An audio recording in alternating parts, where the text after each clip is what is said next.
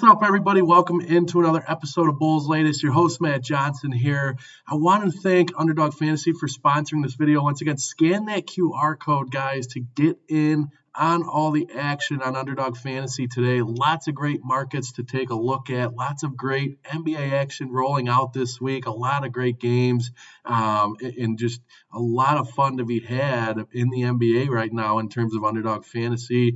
You guys, you can win up to $75 in bonus entries after playing your first $5 today. All you got to do is scan the QR code to get started. Rolling into the show today, guys, I wanted to recap what was an unbelievable, thrilling victory over the Celtics on Saturday night. It was only fitting, given that post-game, the Bulls honored Derrick Rose with his jersey retirement ceremony. That's the Bulls' fourth win in a row, guys. 114-111 over a very good Boston Celtics team. Ahead of what was a very memorable and emotional jersey retirement ceremony for Derrick, the Bulls really just got the juices flowing in that arena. Kevin Huerter knocked down that corner three with 0.2 of a second left in the game. Kevin Huerter, again, coming up huge, guys. You guys know I've been huge on him all year. I think he's a heck of a player for this ball club. This team is so battle-tested. They continue to beat good ball clubs. The next being, obviously, the Boston Celtics having a great year without Jason Tatum to this point, but they're a very formidable Eastern Conference opponent, guys. And get-in prices were not cheap for this game, given that it was Derrick Rose retirement night. It was not a cheap ticket, a very hot ticket to get, and the fans were certainly not disappointed in this one. The Bulls now over 500 for the first time in 2 months, guys. It's hard to believe it's been 2 months since they cracked the 500 mark and got over that hump, but we're now there. So, I mean, can the Bulls continue building momentum? They got the Lakers in town again Monday night. 8 guys in double figures in this one, 21 three-pointers made. I mean, the Bulls just keep lighting it up from beyond the arc. 32 assists as a group. The Bulls now move to 16-11 in clutch games this year. That's a pretty good mark for a team that's just above 500. It means they've played really good basketball down the stretch in some close games. So, I can't stress it enough, though. As far as the three ball goes, this is the most three-pointers made in a 4-game stretch in franchise history. We're seeing history, guys. I, in all my years at 27 years old, have never seen, being a lifelong Bulls fan, the Bulls get this hot from three-point range with this. This group of guys has the ability to do it. I talked about it coming into this season. They have a lot of talent in terms of shooters. The consistency is starting to show up with that, and there's, very fun to watch in that element of the game. And none other than Coby White. I kind of wanted to transition into him here and give him a segment today. This is going to be a guy that's going to be very sought after in the next couple of weeks in terms of a team looking to trade for him. It is now reported there are 4 teams interested in making a move for Coby White. You got the Los Angeles Clippers, the Atlanta Hawks, the Orlando Magic, and then the T-Wolves. The T-Wolves are a team I've talked about a ton for the last couple of weeks. When you look at these 4 teams, they share one thing in common, guys. They've all underperformed relative to expectations this season. It's crazy. The Bulls went into Minnesota, got that W a few nights ago. Things have kind of spiraled out of control for the T-Wolves there. It has not been a good stretch for them, and they're looking for answers. I think when you look at each one of those 4 teams, though, they sit in a play-in position right now. Orlando and Minnesota are holding the 7th seed in their respective conferences, and then Atlanta and the Clippers occupying the 10th seeds there. These are teams that when you came into this season, I mean, you guys know how high I was on the Magic. I thought they would win the Eastern Conference and represent the East in the NBA Finals. It's looking kind of iffy, to say the least, with that team right now. The Clippers, it's the same thing we've heard for years now. So much veteran talent, Kawhi Leonard, and things just have not ironed out there for an organization that prides itself on winning. And I think that the same can be said with the Atlanta Hawks. I think, they had their stretch of success with Trae Young. Trae Young is now gone. They granted him his wish to be traded. Crazy enough, the Atlanta Hawks just seem to be kind of in that middle ground with the Chicago Bulls at the moment. So I just don't know kind of what the futures are for these teams. But anyway, back to the point, Coby White is going to be a guy that makes a ton of sense for each one of those ball clubs. I think you're going to get a ton of calls if you're the Chicago Bulls front office on that. The T-Wolves is definitely desperate for a guard. We've seen that. And I've talked about that in numerous episodes leading up to this week, and I will continue to kind of cover that for you guys as we move through that February 5th trade deadline. The Orlando Magic, when I look at them, I think that they're a team desperate for three-point shooting. So you can look at guys like Kevin Herter. Obviously, he's an easy name to target given he knocked down a monster three against the Celtics in that win. But the Bulls have some pieces in terms of three-point shooting that can be intriguing. I would assume it would make a lot of sense for the Orlando Magic. And then when you look at Atlanta and the Clippers, Atlanta is needing depth. Trae Young now out. This is a team that needs to fill numerous holes as a ball club. Just needs depth overall, I think, to kind of fill out its roster and make it more balanced. This would be a very good spot, I think, to kind of flip Jalen Smith if you can get some value. Jalen Smith having a monster year. You guys know how high I've been on him coming into this season, but the Atlanta Hawks seem like a perfect fit for a guy like that, and I think the Bulls can extract some decent value out of a team in Atlanta, in terms of future picks and whatnot, but Atlanta is going to be looking for depth. And then the Clippers, this is a pretty obvious one, guys. They're desperate for youth, and the Bulls definitely have some young players. Remains to be seen if Trey Jones is going to be moved.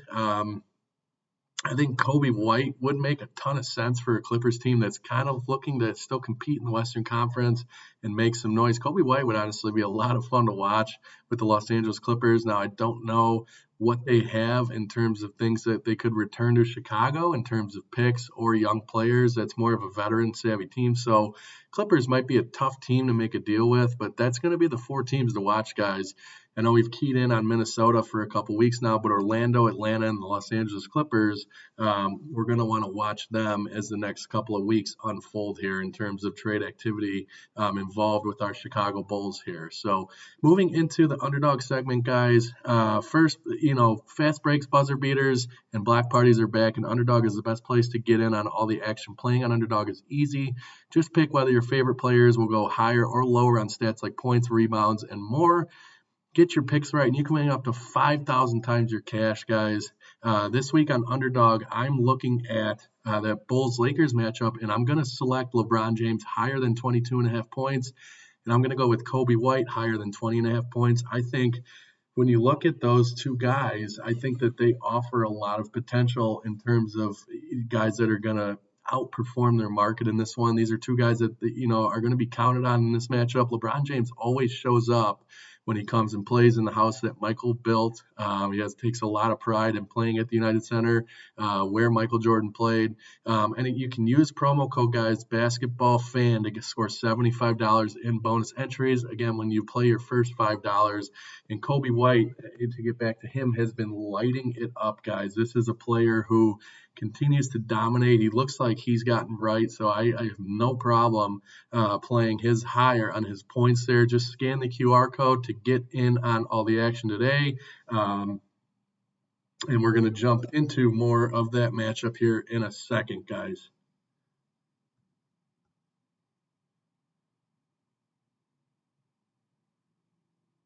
Must be 18 plus. 19 plus in Alabama, Nebraska. 19 plus in Colorado for some games. 21 plus in Arizona, Massachusetts, and Virginia. And present in a state where Underdog Fantasy operates. Terms apply. See assets.underdogfantasy.com/play and get terms DFSTML for details. Offer not valid in Maryland, Michigan, New Jersey, New York, Ohio, and Pennsylvania. Concerned with your play? Call 1-800-GAMBLER or visit www.ncpgambling.org. In New York, call the 24/7 helpline at 1-878 or text HOMI 467-369.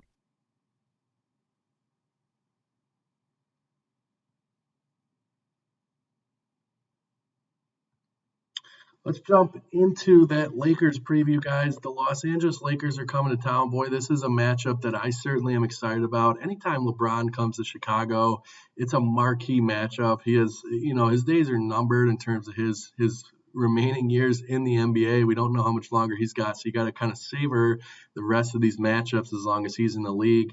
And to look at the Lakers, they roll into United Center Monday night at 27-17 on the year. They're winners of 3 of their last 4 games. They're smack dab in the middle of the Western Conference as we speak. I think they're the 5th seed, and they're a half game behind Houston for the 4th seed. So looking at a 4-5 matchup for them, I know there's a ton of basketball left, so things could change.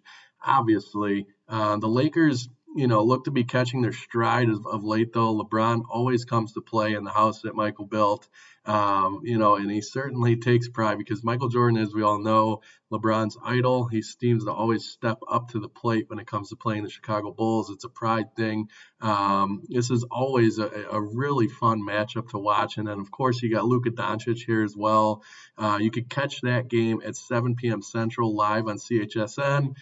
Looking at the line for this one, guys, the Bulls are a narrow 1.5-point underdog at home. The total sitting at 237.5. I love the Chicago Bulls plus 1.5 here. I think this team is rolling right now.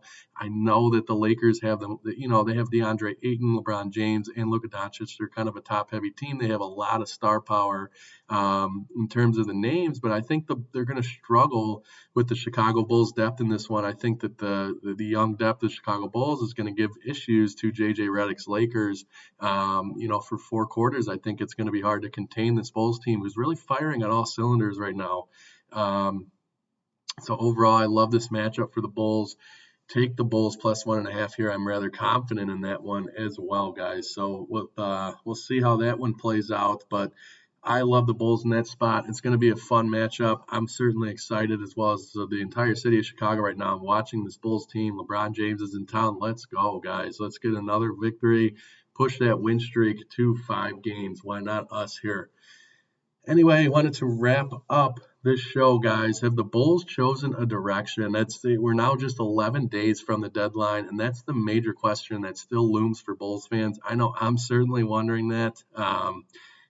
Have they decided where they're going to go here? Winning games is not going to make things any easier for this front office. Now, of course, the goal is to win basketball games, but it could kind of make things a little murkier come the next couple of weeks here. They're still on pace to finish slightly under 500. That'll be the 4th straight year that they do so. Now, they could continue to catch fire and play really good basketball. It is likely, though, given the just average regression, the Bulls are probably going to finish at or just under 500 with all these large expiring contracts and some intriguing young players. Though I think the Bulls have a lot of options on what they could do. You have 2 options really: continue, and this is really the 2 choices I think out of all the options that they have, because there are plenty of them. You could either continue to wallow in mediocrity, kind of be stuck in that play-in, tournament for years to come, or you could choose a direction here and make things happen in the next week and a half, and put this organization in a better spot moving forward. I choose the latter. I think that the Bulls, although they've been winning ball games, and although Bulls fans want to say, well, why not continue to win ball games? You can push your way out of the play-in conversation and really get a top 6 seed. That's not likely, guys. And looking at the bigger picture, this is what I talked about way back in the offseason. The Bulls have found themselves in this exact situation the last couple of years now. You need to learn from that and put yourself in a better spot, and just you want better for this organization. I know I do, and the front office has to make that choice and put their foot down and do what's right here. I think certainly the focus is going to be on Ayo Dosunmu and Coby White. That's without a doubt. Coby White is going to be the name to watch if you're a Chicago Bulls fan, and then Ayo Dosunmu, very, very intriguing name if your team's looking to compete for a championship this year to add. So keep an eye on those guys. Anyway, that'll wrap up the Monday show, guys. I want to thank you guys for joining me on another episode of Bulls Latest. Again, scan that QR code to join Underdog Fantasy today. Lots of great NBA action ahead this week. Again, thank you for joining me, guys. We will see you all next time.